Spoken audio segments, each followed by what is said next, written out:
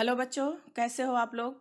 बच्चों, हम लोग बसंत भाग 3 का चैप्टर 12 पढ़ रहे थे, जिसका फर्स्ट वीडियो आप लोगों ने देख लिया, हमने सेंड कर दिया है। ये वीडियो का सेकेंड पार्ट है, दूसरा भाग है। तो बच्चों, आप लोगों ने कैसे देखा कि सुदामा जी कैसे द्वारका मिलने गए हुए हैं और कृष्ण जी ने उनका कैसे स्वागत किया, कैसे उनको अपने सिंहासन पे बैठाया और उनकी थोड़ी सी हंसी भी उड़ाते हैं कि तुम्हारी चोरी की आदत अभी गई नहीं है।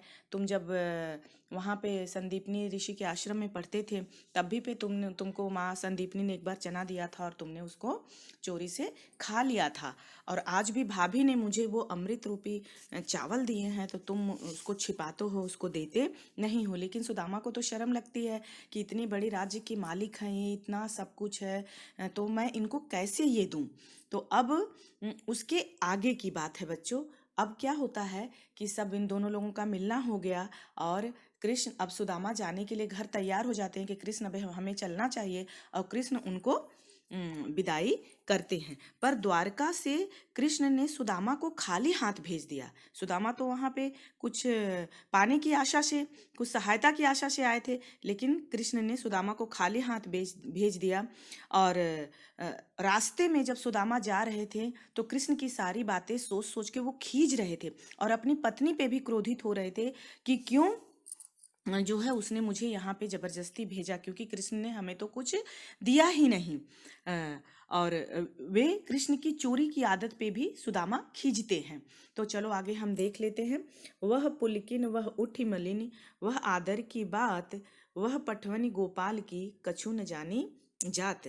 वो श्री कृष्ण ने सुदामा को द्वारका से खाली हाथ विदा कर दिया। रास्ते भर सुदामा कृष्ण पे खींचते आ रहे थे। वे सोच रहे थे कि द्वारका में रहते हुए, उन्होंने सोचा कि द्वारका में कृष्ण रहते हुए जब सुदामा गए तो कैसे कृष्ण का दौड़कर मिलना। वह उठी मिलनी मतलब पुलकिन, खुशी खुशी वह उठकर कृष्ण का दौड़कर मिलना और देखते ही प्रसन्नता से भर जाना, तथा हमें इतना आदर सम्मान उसने दिया, पर आते समय उसने हमें कुछ न दिया।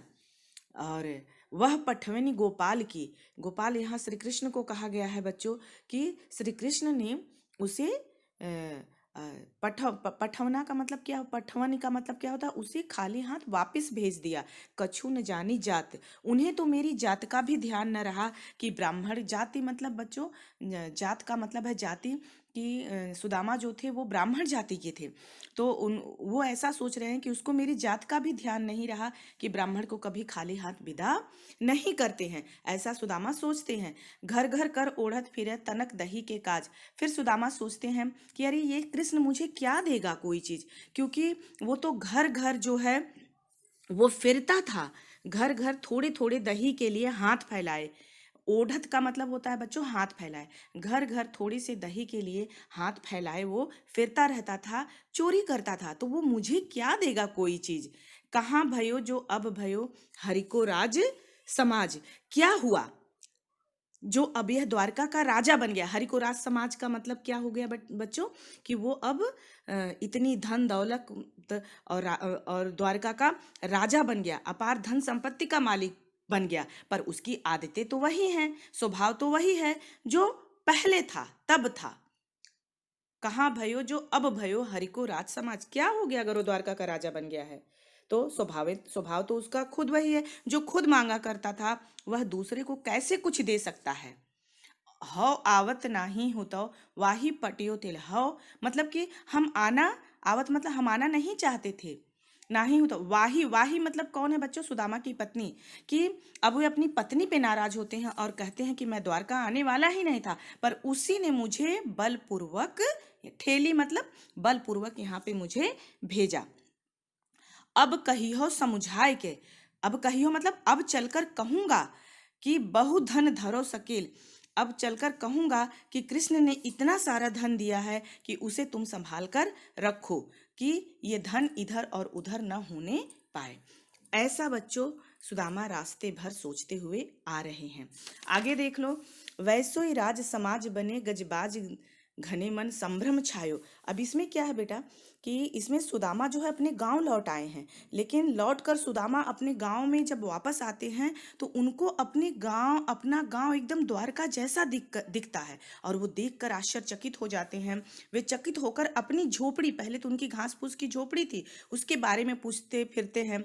उन्हें श्री कृष्ण की महिमा का अब तक भी ज्ञान न हो पाया कि श्री कृष्ण ने बिना बताए उनको अपने जैसा बना दिया है, राजा महाराजा जैसा बना दिया है।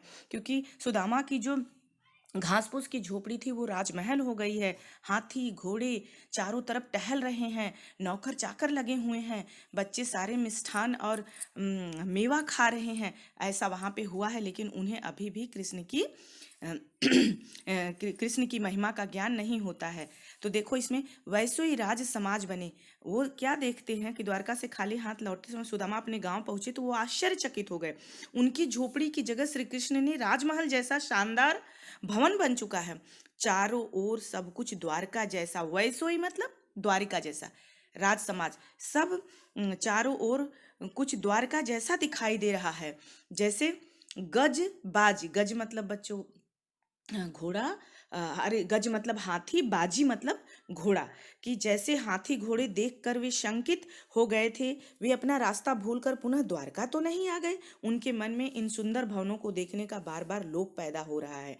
वो कह रहे हैं कि चारों तरफ ये हाथी घोड़े सब चारों तरफ दिखाई दे रहे हैं, वैसा राजमहल बन गया है। उनके मन में ऐसी शंका, ऐसा भ्रम उत्पन्न हो जाता है, और वो अपनी झोपड़ी ढूंढ नहीं पाते हैं।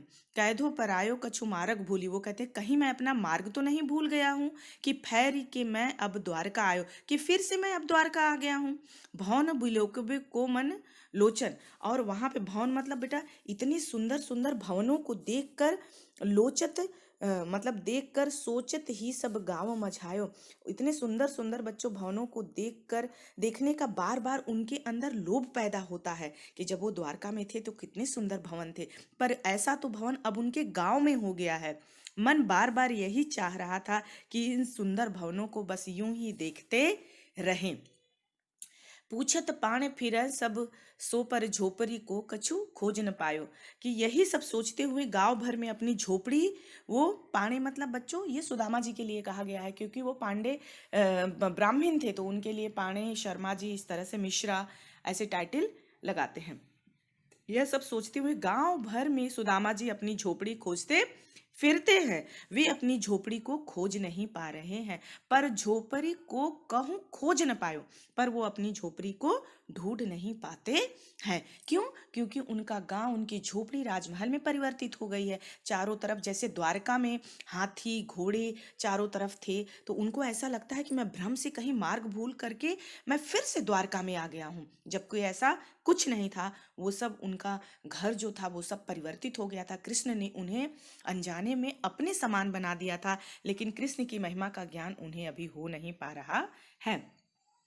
कै वह टूटी सी छानी हती, कह कंचन के अब धाम सुहावत, कै पग में पनहीन हती, कह लय गजराजा उठाड़े महावत, भूमि कटोर पिरात कटै, कह कोमल सेज पनीद न आवत, कै जुरतो नहीं कोदो सवा, प्रभु के प्रताप में दाख न पावत। इसमें क्या है बच्चा कि इसमें नरोत्तम दास जी कहते हैं कि इन पंक्तियों में सुदामा के अचानक संपन्न होने तथा उसके बाद की स्थिति का बहुत ही सुंदर वर्णन है। द्वारका से चलते समय श्री कृष्ण ने प्रत्यक्ष रूप से तो सुदामा को कुछ नहीं दिया था, पर अपरोक्ष रूप से सुदामा को अपने समान बना दिया था। अब सुदामा के दिन पूरी तरह से बदल चुके थे। अब वो कहते हैं कि कै वह टूटी सी छानी हती, कहाँ तो उनके टूटे हुए, छानी मतलब छप्परों वाली झोपड़ी हुआ करती थी, कह कंचन के अब धाम सुहावत, और अब वहां कंचन मतलब बेटा सोने की सुंदर महल, सुहावत मतलब सुशोभित हो रहे हैं। कै पग में पनही न हती, कहाँ तो उनके पैरों में जूते भी नहीं हुआ करते थे, पनही मतलब जूते, कह लय गजराहु ठाणे महावत, पर अब महावत गजराज लिए उनके चलने का इंतजार करता है। गजराज खड़ा है कि साहब आप चलिए, और कभी उनके पैरों में जूते नहीं हुआ करते थे। भूमि कठोर पे रात कटे, पहले कठोर भूमि पर सोकर रात बितानी पड़ती थी।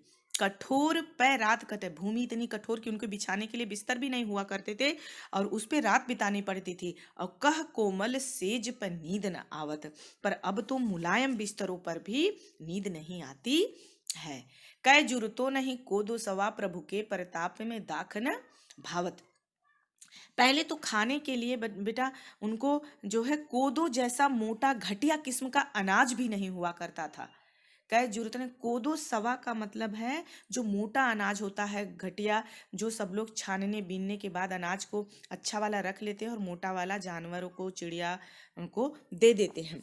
तो कहाँ तो कभी ऐसी स्थिति थी कि कोदो जैसा मोटा घटिया किस्म का अनाज भी नहीं मिलता था। पर अब प्रभु की कृपा, प्रभु के परताप ते दाख न भावत। प्रभु मतलब बेटा प्रभु की कृपा से, दाख मतलब द्राक्ष, अंगूर जो सूखने के बाद बच्चों वो किशमिश बन जाता है, सूखे मेवे भी अब अच्छे नहीं लगते हैं। प्रभु के प्रताप ते दाख न भावत मतलब कि अब प्रभु की कृपा से मीठे अंगूर भी अच्छे नहीं लगते हैं। अर्थात बच्चों अब मधुर तथा स्वादिष्ट व्यंजन खाने को जी नहीं चाहता है। जब आदमी के पास नहीं होता है तो वो सब कुछ उसे खाने की इच्छा होती है, जब मिल जाता है तो वही नरोत्तम दास जी कहते हैं कि सुदामा जी को अब अच्छे व्यंजन भी खाने का मन नहीं करता है। अब उन्हें कृष्ण के बारे में सब पता चला कि कैसे दोस्ती सुदामा और कृष्ण के बीच में थी, अनमोल दोस्ती। दोस्त बच्चों वही होता है जो किसी के बुरे और अच्छे समय में काम आए। आदमी को पैसा देख करके दोस्त नहीं बनाया जाता है, पैसे से का उसका कोई लेना लाना नहीं होता है। तो बच्चों ये आप लोगों का चैप्टर पूरा हुआ, 12 चैप्टर। अब मैं आप लोगों को होमवर्क में पीडीएफ में इसके सारे क्वेश्चन आंसर भेजूंगी, जो आप हिंदी की फेयर नोटबुक में लिख करके गूगल क्लासरूम पे सबमिट कर दीजिएगा। कोई भी डाउट रहेगा तो लाइव सेशन में आप लोग हमसे पूछेगा। धन्यवाद।